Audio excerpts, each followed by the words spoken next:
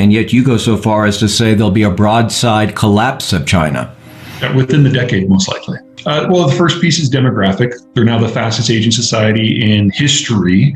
When they tried to go from the one-child policy to the two-child policy, their birth rate dropped. It's been the fastest industrialization and the fastest urbanization in history. That generates growth once, and now it's over. We stretched our experience over 7 decades. They did theirs in 1, and it was fun while it lasted. Now it's gone. The Chinese Navy is constrained by the first island chain, and those are those islands off the coast of East Asia, so Japan, the Philippines, Taiwan, and so on, that they've never been able to punch through, except when the Americans are running the show and they force everyone to be on the same side. So if the Americans leave, that doesn't work. Because the Chinese demography is in free fall, they're completely dependent upon exports, which makes them economically the country in the world most dependent upon ongoing American involvement. This is a country that has almost mined out all of their resources, which makes them the single largest purchaser of every raw commodity in the world. But that requires open markets that are going away. This is a country that imports 80% of its energy, over half of which comes from the Persian Gulf and sails by no fewer than 11 countries that are pathologically hostile to the Chinese, not to mention that the Japanese have a blue water navy and China doesn't. There's nothing about this that works unless the United States holds up the ceiling, and we're done. So think of a normal demographic profile as a pyramid with children on the bottom, young adults, retirees at the top, and mortality builds it into a pyramid. That's how it's looked more or less for the last 6,000 years. More people in their teens than 20s, than 30s, than 40s, than 50s, and 60s. But with the combination of industrialization, urbanization, and now the global order, people have been able to get a bigger chunk out of life for themselves. So they move from the farm into town, they get an apartment. And when space is constrained and you're packed in with a lot of other people, the birth rate drops. So you play that forward 80 years. And in most countries, we now have more people in their 50s than their 40s, than their 30s, than their 20s, than their 10s, than children. And so the whole world is turned inside out. For the countries that have aged like that, now that it's been decades, they're nearing the point where they have more retirees than workers. And when we hit that flip, their economies change. So if you have a lot of young people, it's all about the consumption. If you have a lot of mature workers, it's all about the production and the savings. And if you have if you're full of retirees, it's all about absolutely nothing because there's nowhere to grow. So what's going to happen in just the next 5 years is the world writ large flips from having a younger population of consumers and investors to a retiree population. And we have never seen that before in human history. To this point, only one country has crossed the Rubicon, Japan, and the Japanese economy today is the same size that it was in 1995.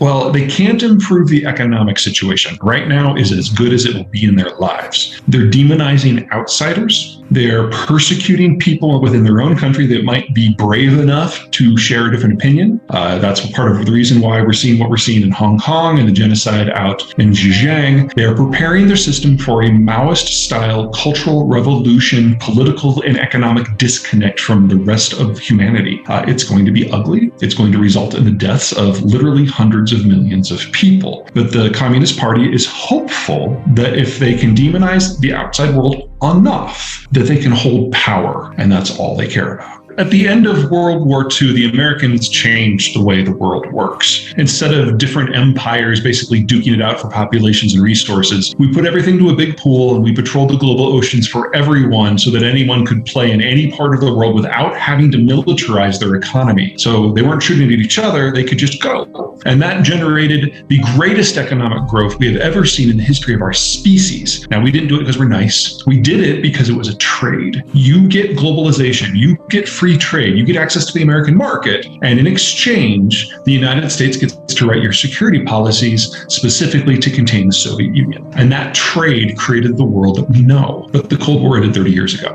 And for each of the last 4 successive presidential administrations in this country, we've moved further and further away. And now, functionally, it's over. Well, where you are, where physically you live is the single greatest factor that determines everything about your life.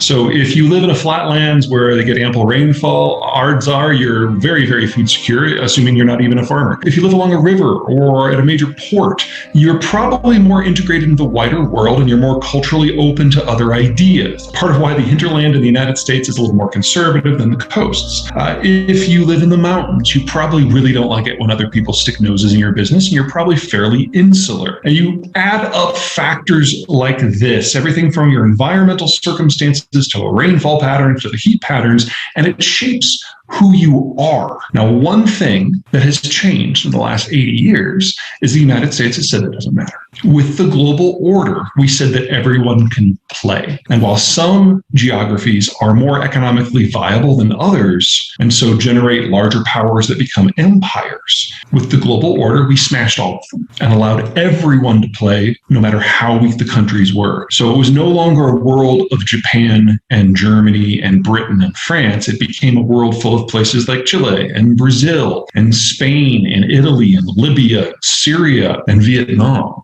Without the Americans setting up the world in its current format, none of these small countries would have ever made it. Germany is an interesting place. We all know it, of course, from history. It's one of the more warlike places because they're in the middle of everything and they have to be aggressive if they're going to survive. If they wait for someone else to move first, they will always be outnumbered and outgunned and surrounded.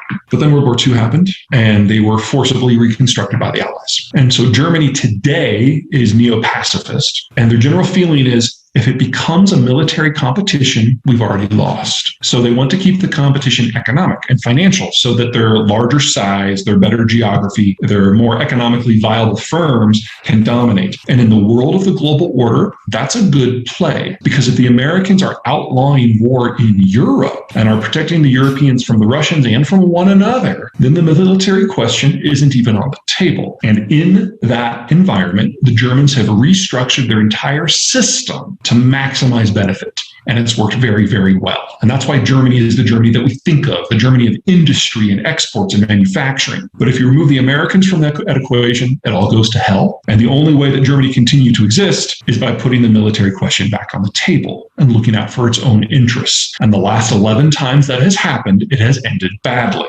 France is on the flip side. At the end of World War II, France was the least interested country in what the Americans were offering with the order, because like the United States, they've got a great geography. They've got navigable rivers, fantastic farmland, good local resources, access to the Mediterranean. This is a country that has been a world power for the last several centuries without any help, thank you very much. And then the Americans came in and said, geography doesn't matter. Everyone can play. And in that world, everything that made France special ceased to matter. But now remove the Americans. All of a sudden, geography comes back with a vengeance. And unlike the Germans who retooled everything, the French retooled nothing. So this state-managed economic system that we see as a negative right now, in a post-globalized world, that's the way to go in Europe. And they never changed anything.